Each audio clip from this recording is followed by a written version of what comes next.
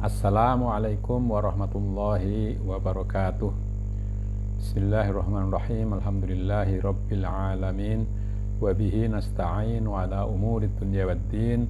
Wassalatu wassalamu ala asyrafil anbiya'i wal mursalin Sayyidina wa maulana Muhammadin wa ala alihi wa sahabatihi ajma'in. Saudara, marilah kita baca surat Fatihah untuk Kiai Soleh Darat, menulis kitab Faidur Rahman yang kita pelajari ini. Lahul Fatihah. A'udzu billahi minasyaitonir rajim. Bismillahirrahmanirrahim. Alhamdulillahi rabbil alamin. Ar-Rahmanir Rahim. Maliki yaumiddin. Iyyaka na'budu wa iyyaka nasta'in. Ihdinas siratal mustaqim. Siratal ladzina an'amta 'alaihim ghairil maghdubi 'alaihim waladdallin. Amin. Ya, kemarin terakhir kita membicarakan bahwa kita mestinya tidak mengikuti kemauan orang yang tidak mengerti akan jalan yang kita tempuh. Kalau kita sudah yakin betul bahwa jalan yang kita tempuh itu benar. Lalu kita lanjutkan. Bismillahirrahmanirrahim. Lantat kalani teko Sayyiduna Ja'far bin Abi Thalib saking Habasyah sartane wong 32 saking wong Habasyah lan wong 8 saking ulamane wong Nasara Syam. Mongko padha manjing Islam kabeh ana ing ngarsane Kanjeng Nabi sallallahu alaihi wasallam. Mongko temurun iki ayat faqala ta'ala.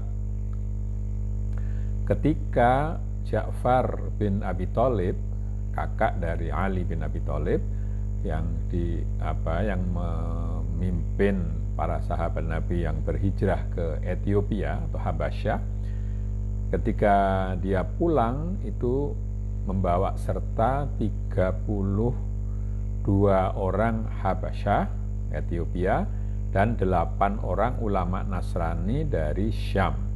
Maka lalu ke 40 orang itu masuk Islam di hadapan Nabi Muhammad SAW. Maka lalu turun ayat sebagai berikut. Alladzina atainahumul kitaba yatlunahu haqqa tilawatih ulaika yu'minuna bihi wa may yakfur bihi fa ulaika humul khasirun. Utawi sifati wong kang wus ingsun paringi kitab Taurat lan Injil hale padha maca kitab kelawan sak temen-temene maca ora kelawan den tahrif lan tabdil, iku wong yakti padha gelem iman kelawan Nabi Muhammad lan iman kelawan Quran. Nah, orang yang kami Allah di sini berikan kitab Taurat dan Injil, kemudian mereka mau membaca dengan sebenar-benarnya, bukan dengan mengubah atau tahrif, itu mengubah pengubahan mungkin bacaannya diselewengkan, tapi kalau tabdil itu diganti ya. Dengan tahrif atau tabdil, membacanya dengan sungguh-sungguh tanpa melakukan pengubahan atau penggantian, maka pasti orang itu akan mau beriman kepada Nabi Muhammad sallallahu alaihi wasallam dan iman kepada Quran. Mongko sapa wonge kufur kelawan kitab dhewe Taurat lan Injil kelawan den tahrif utawa tabdil, mongko iku wong kang tuna sabab oleh ora bisa iman kelawan Nabi Muhammad lan kelawan Quran, mongko akhire mesti langgeng ing dalem neraka jahanam. Barang siapa menolak atau kufur terhadap kitabnya sendiri, yakni Taurat atau Injil, dengan cara mengubah atau mengganti, maka orang itu akan merugi karena tidak bisa beriman kepada Nabi Muhammad dan Quran, dan pada akhirnya dia akan ada di neraka jahanam selama-lamanya. Makna al-isyari, setuhune sifate wong kang ahlul iman hakiki iku iya wong kang ingsun paringi kitab mongko nuli den waca kelawan temen-temen pamacane, tegese kelawan den angen-angen maknane lan asrore lan haqaike lan lataif lan angen-angen zahire lan batine. Ya, sifat yang semestinya bagi orang yang ahlul iman yang sebenar-benarnya adalah ketika orang itu kami beri kitab, atau yakni orang-orang yang kami beri kitab lalu membacanya dengan pembacaan yang sebenar-benarnya, dengan sebaik-baiknya. Maksudnya memikirkan maknanya dan rahasianya serta kebenaran-kebenaran yang ada di dalamnya dan isyarat-isyarat yang lembut yang tidak mudah tertangkap, dan memikir-mikirkan makna zohirnya dan makna batinnya. Krana maknane Quran iku ono zohir lan ono batin, afala yatadabbaruna al-Quran, karena makna Quran itu ada makna zohir, ada makna batin.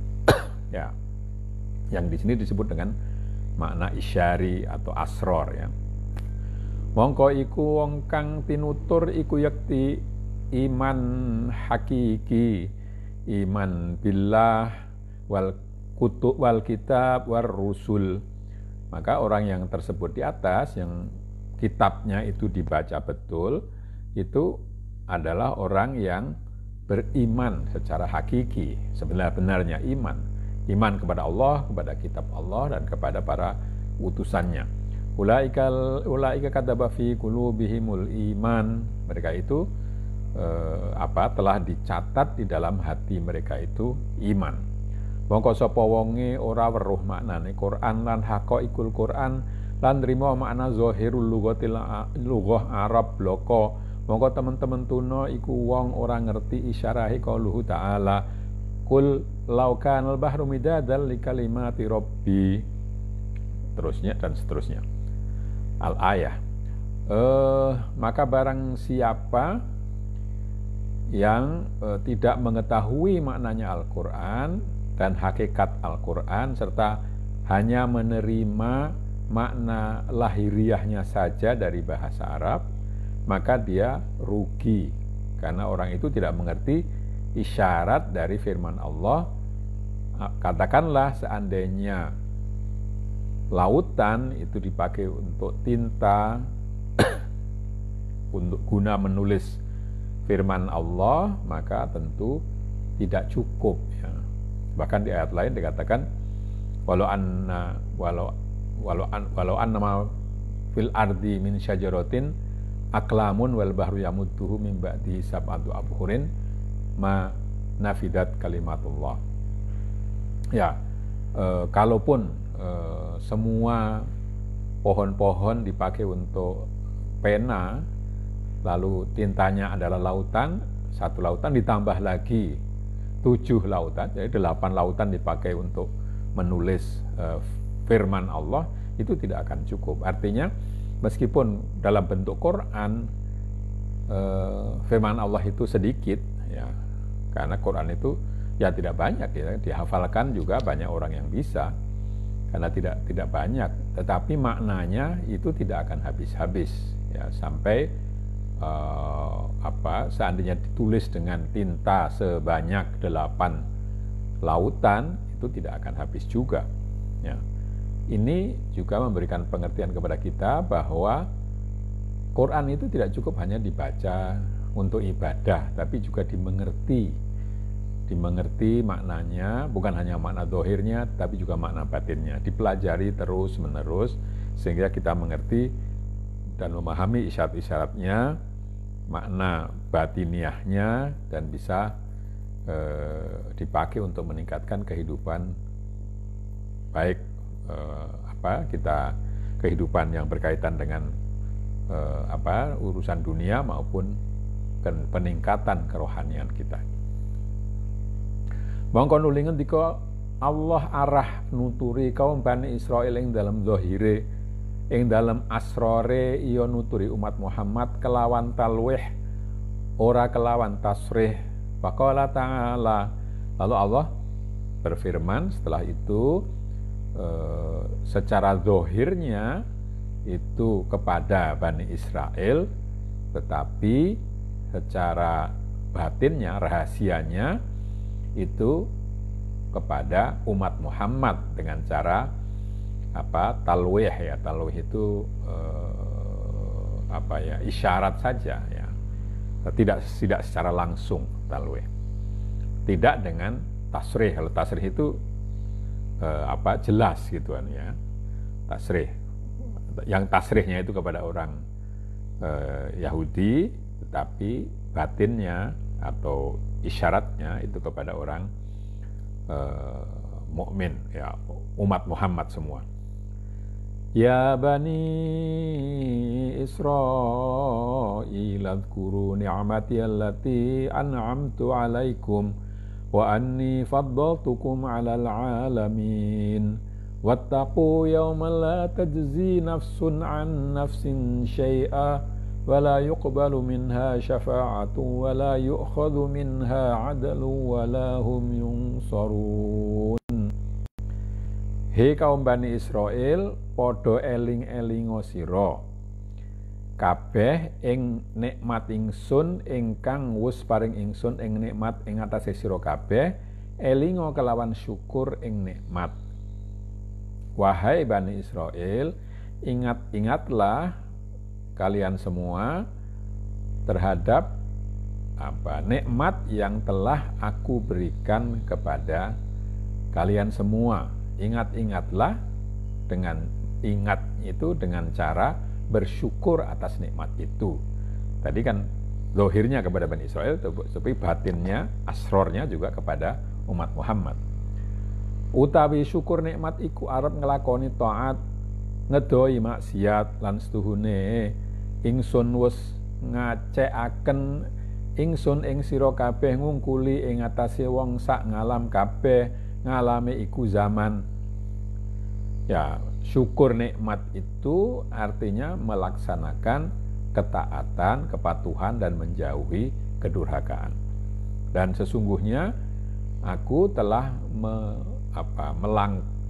mengangkat kalian melebihi semua orang di dunia pada saat itu ya. Alame iku zaman ya, alam seluruh manusia pada zaman itu.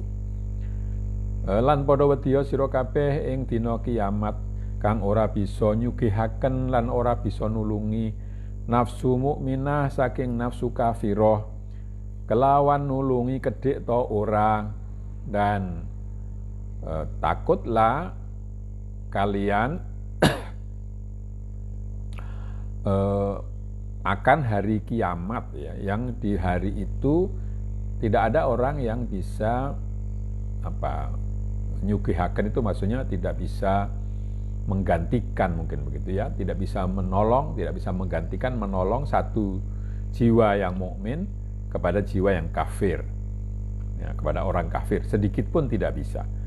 Lan ora den trima saking nafsu kafirah apa tebusan, lan ora manfaati ing nafsu kafirah apa syafaate wong kang syafaat, lan ora ana wong sawiji ingkang bisa nyegah saking siksane Allah. Dan pada hari itu tebusan dari nafsu, dari sesuatu atau dari orang lain tidak bisa diterima untuk membebaskan orang nafsu yang kafir atau orang kafir. Juga tidak bermanfaat bagi diri yang kafir itu syafaatnya orang yang memberi syafaat, serta tidak ada seorang pun yang bisa mencegah dari siksa Allah. Yakni setuhune iki ayat anu turi ing atase Yahudi kang maujud ing dalam zamane Nabi Muhammad supaya elinga ing nikmat Allah mongko nuli den tuturi kapurih wedi ing dalam wujude dina kiamat. Maksudnya bahwa ayat ini memberi nasihat kepada orang Yahudi yang ada pada zaman Nabi Muhammad agar mereka mengingat nikmat Allah yang sudah diberikan kepada nenek moyang mereka, ya, kepada mereka sebagai bangsa, ya. Lalu mereka dinasihati supaya takut akan hari kiamat, ya, atau bersiap-siap menghadapi hari kiamat. Wal maknaya ma'syara bani Israil ingkang wis padha ngowahi kitab Allah lan ngliruni hukum Allah. Wedya sira kabeh ing siksane dina kiamat kang ora bisa nulungi wong mukmin marang anak bojone lan bapa biyunge kang padha kafir. Ora ana den trima tebusan kelawan arta utawa kelawan anak bojone. Ya, maknanya, wahai seluruh Bani Israel yang sudah mengubah kitab Allah dan menukar hukum Allah, takutlah kalian akan siksa hari kiamat, ya. Siksa hari kiamat yang pada hari itu tidak ada orang yang diri yang mukmin itu tidak bisa menolong anak istrinya atau bapak ibunya yang kafir, dan tidak akan diterima tebusan baik itu berupa harta atau anak dan istri, ya. Mongko nuli nuturaken Allah Subhanahu wa taala ing ceritane Khalilullah Nabi Ibrahim krana arah netepaken hujah ing atase Yahudi lan Nasara lan musyrikil Arab.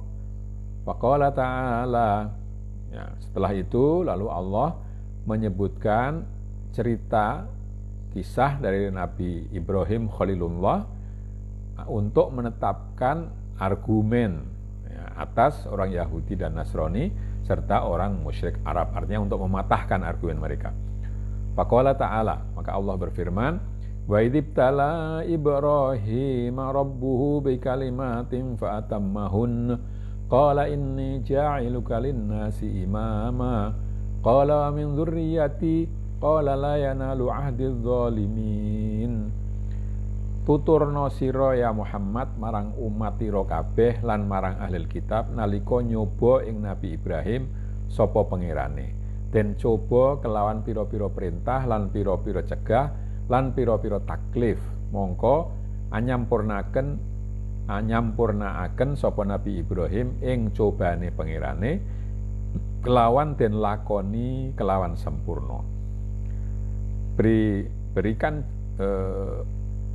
cerita wahai Muhammad kepada umatmu semua mengenai dan juga kepada ahli kitab mengenai Nabi Ibrahim, bahwa Allah telah dicoba dengan berbagai perintah, berbagai larangan dan berbagai pembebanan hukum, pembebanan kewajiban. Lalu Nabi Ibrahim itu menyempurnakan semuanya itu, perintahnya dilaksanakan, larangannya ditinggalkan, lalu taklifnya, pembebanan kewajibannya dilaksanakan. Mongko nuli ngendika Allah Subhanahu wa taala, ya Ibrahim, setuhune ingsun andadekaken ingsun ing sira Ibrahim dadi panutan kaduwe manungsa kabeh ing dalem bab agamane. Maka setelah Nabi Ibrahim itu menyelesaikan atau melaksanakan tugasnya itu, maka Allah berfirman, wahai Nabi Ibrahim, sesungguhnya aku telah menjadikanmu sebagai imam, sebagai pemimpin atau contoh bagi manusia semua di dalam agamanya. Mongko nuli matur Nabi Ibrahim, ya Rabbi, mugi Tuhan dadosaken panutan sak anak putu kula sedaya. Nabi Ibrahim menjawab, wahai Allah, mudah-mudahan atau sudilah Tuhan menjadikan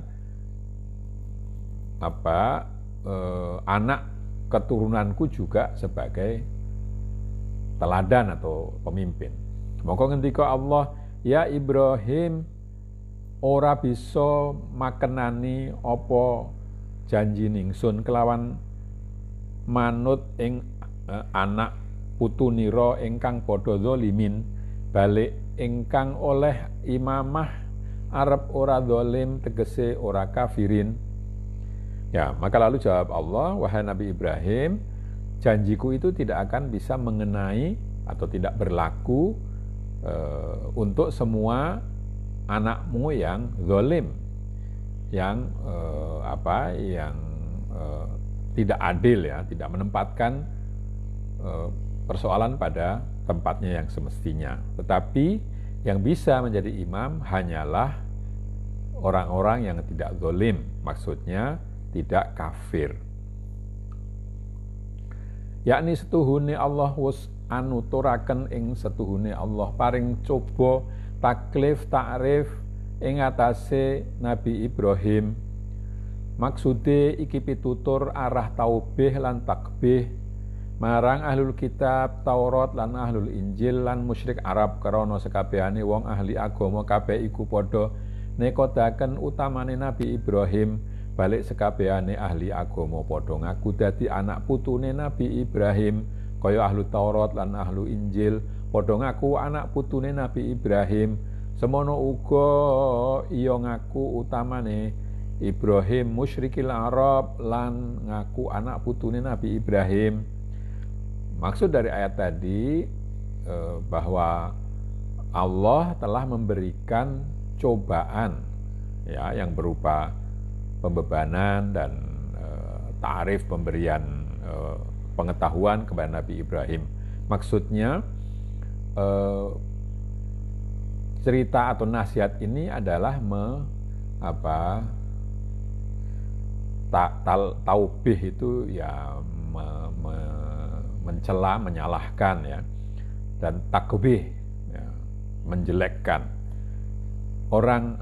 Ya, maksudnya nasihat itu adalah untuk menunjukkan kesalahan atau keburukan dari ahlul kitab, baik itu kitab Taurat maupun kitab Injil, serta orang musyrik Arab. Karena semua ahli agama itu mengaku dan meyakini keutamaan Nabi Ibrahim. Bahkan semuanya itu mengaku, tiga kelompok itu, Yahudi, Nasrani, dan musyrik Arab, itu mengaku anak cucu Nabi Ibrahim. Ahlu Taurat, Ahlul Injil ngaku anak cucu Nabi Ibrahim. Demikian juga musyrik Arab itu mengakui keutamaan Nabi Ibrahim dan mengakui sebagai keturunan Nabi Ibrahim. Mongko tatkalane teko Nabi Muhammad kelawan gawa agama ingkang wis den lakoni Nabi Ibrahim, mongko hak mesti ing atase wong iku kabeh ingkang padha ngaku dadi anak putune Nabi Ibrahim arep miturut lan arep nglakoni kelawan arep iman kelawan Nabi Muhammad lan iman kelawan Quran. Ya, kalau memang mereka mengaku anak cucu Nabi Ibrahim, mestinya ketika Nabi Muhammad SAW datang dengan membawa agama yang dijalani oleh Nabi Ibrahim, ya mestinya mereka itu akan mengikuti, karena mereka mengaku keturunan anak cucu dari Nabi Ibrahim. Nah, maka meskinya mereka mengimani, mengikuti Nabi Muhammad dan Quran. Utawi rupane kalimat ingkang den cobaaken ing atase Nabi Ibrahim iku manasikul hajj lan ngelong rambute sirah lan sikil loro lan taklimul azfar lan mbubuti wulune cangklaan lan nyukur sa'arul anah lan sunat nugel kuku lan istinja. Nah, kata-kata atau firman yang dicobakan kepada Nabi Ibrahim itu adalah manasikul hajj atau ibadah haji. Ya, semua tindakan yang haji itu mulai dari wukuf sampai ke tawaf, sa'i, dan melempar jumrah, ya, melempar jumrah dan tawaf sa'i. Wakila, dan ada yang mengatakan wakila Madmadoh lan istinsyak yang dalam wudu lan suiwak. Oh, ini tadi tidak terbaca yang ini ya. Satu baris tadi tidak terbaca. Dan ada yang mengatakan bahwa yang dimaksudkan adalah berkumur, ya. Berkumur ketika wudu dan gosok gigi, menggunting kumis, mengurangi rambut. Artinya kalau kumis itu di sini digunting ya mungkin dihabiskan, kalau rambut itu dikurangi ya, ngelong rambut dan rambut di kepala maupun rambut di dua kaki, serta memotong kuku, mencabuti bulu rambut yang di ketiak, dan mencukur ya ini rambut yang di bawah yang di kemaluan, dan nugel kuku lan istinja, memotong kuku dan istinja ya, berbersih setelah buang air besar, buang air kecil dan buang air besar. Wakila rupane kalimat iku patang perkara kang dihin kacoba nafsune kelawan den jeguraken geni Namrud, lan kapindhone kacoba dzabhul walad, lan kaping telune kacoba tinggal ahli lan waton kelawan muhajir saking Babil alih marang Syam, kaping 4 kacoba infakul mal fi sabilillah. Ada lagi yang mengatakan, yang berpendapat bahwa firman yang dicobakan kepada Nabi Ibrahim itu ada 4 hal. Yang pertama adalah nafsunya dicoba atau dirinya dicoba dengan dimasukkan ke dalam apinya Raja Namrud ya, Namrud. Dan yang kedua dicoba untuk menyembelih anaknya. Ketiga dicoba untuk meninggalkan tanah airnya dengan hijrah dari Babil ke Syam. Dan yang keempat adalah dicoba dengan menafkahkan hartanya di jalan Allah.